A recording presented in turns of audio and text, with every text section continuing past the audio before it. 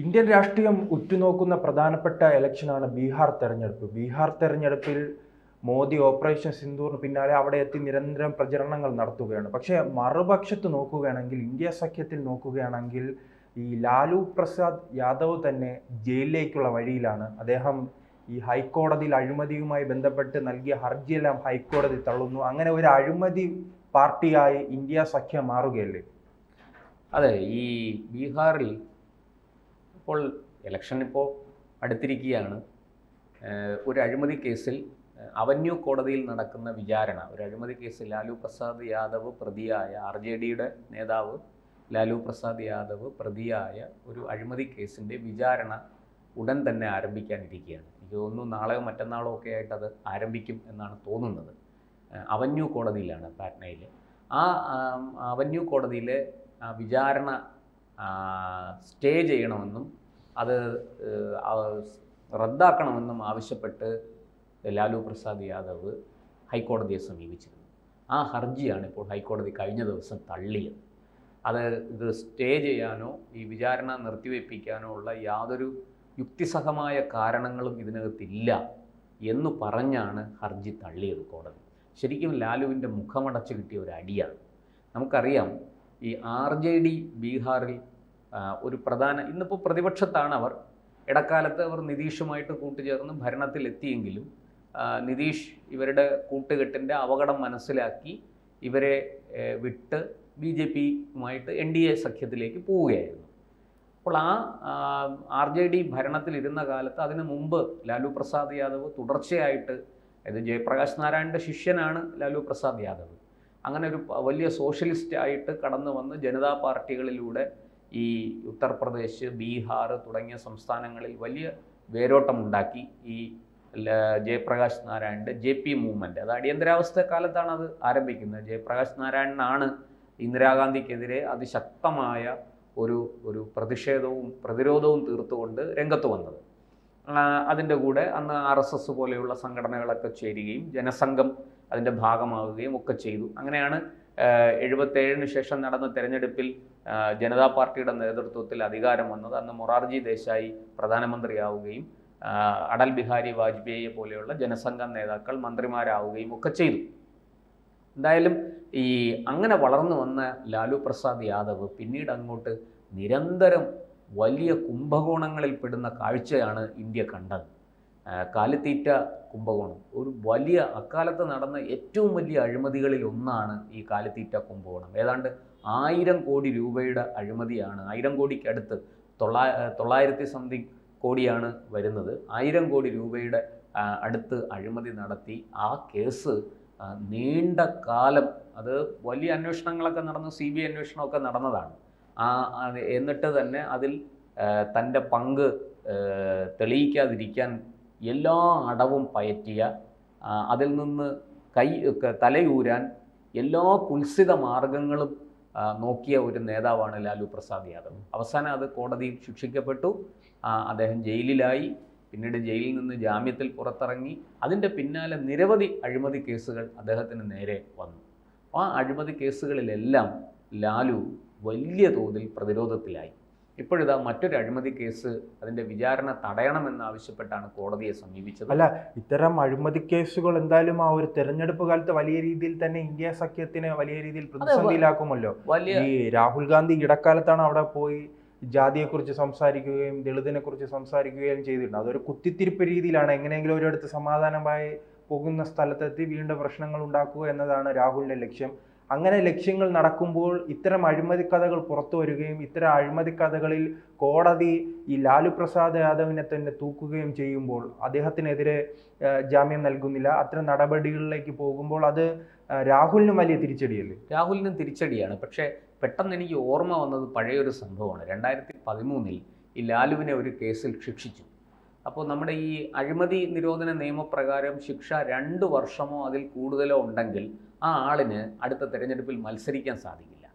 ഈ ഒരാളെ ശിക്ഷിച്ചാൽ അത് ചെറിയ ശിക്ഷയാണെങ്കിൽ കുഴപ്പമില്ല, മത്സരിക്കാം എന്നുള്ളതാണ്.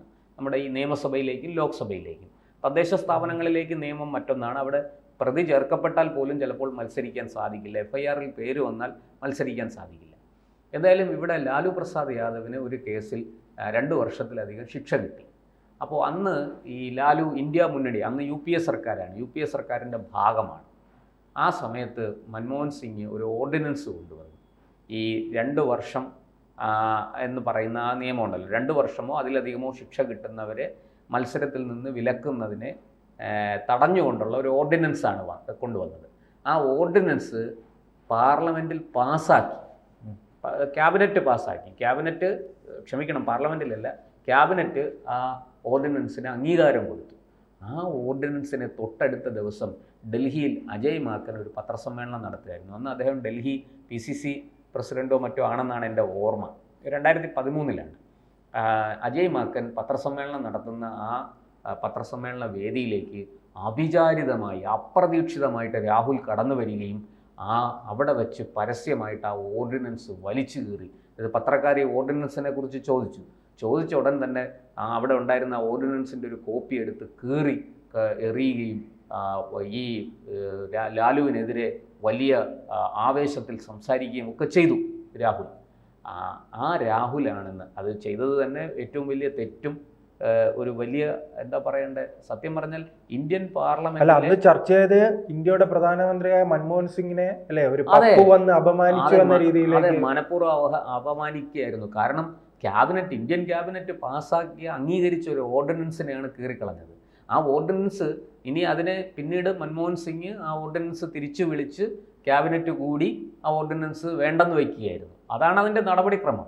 അല്ലാതെ ആ ഓർഡിനൻസ് കീറി എറിയാനും പരസ്യമായിട്ട് അതിനെക്കുറിച്ച് മോശമായി സംസാരിക്കാനും ഒക്കെ രാഹുലിന് നല്ല ആർക്കും അധികാരമില്ല, അവകാശമില്ല. സ്വന്തം പാർട്ടിയാണ്. അതെ,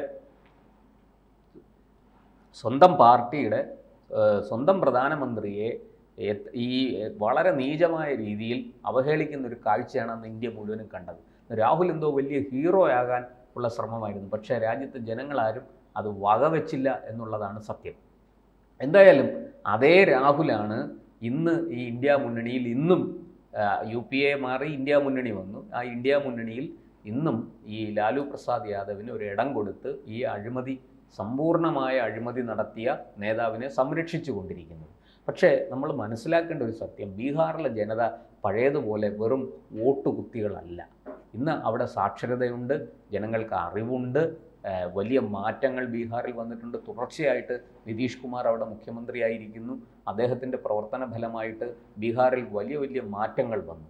ആ മാറ്റങ്ങളുടെ ഫലമായിട്ട് ഇന്ന് ജനങ്ങൾ അങ്ങനെ കണ്ണുമടച്ച് ലാലുവിന് വോട്ട് ചെയ്യുന്ന, അല്ലെങ്കിൽ ലാലുവിൻ്റെ പാർട്ടിക്ക് വോട്ട് ചെയ്യുന്ന ഒരു പ്രവണത മാറി. ലാലു ജയിലിൽ പോയപ്പോൾ ഭാര്യയെ മന്ത്രിയാക്കി, ഭാര്യ കഴിഞ്ഞ പിന്നെ മകനെ മന്ത്രിയാക്കാനായി ശ്രമം, മകനെ ഉപമുഖ്യമന്ത്രിയാക്കി. ലാലുവിൻ്റെ 3 മക്കൾ രാഷ്ട്രീയത്തിലുണ്ട്.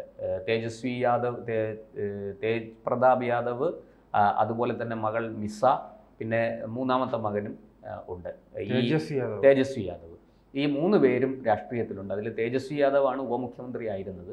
ഈ തേജ് പ്രതാപ് യാദവിനെ ഇപ്പോൾ ലാലു പുറത്താക്കിയിരിക്കുകയാണ്.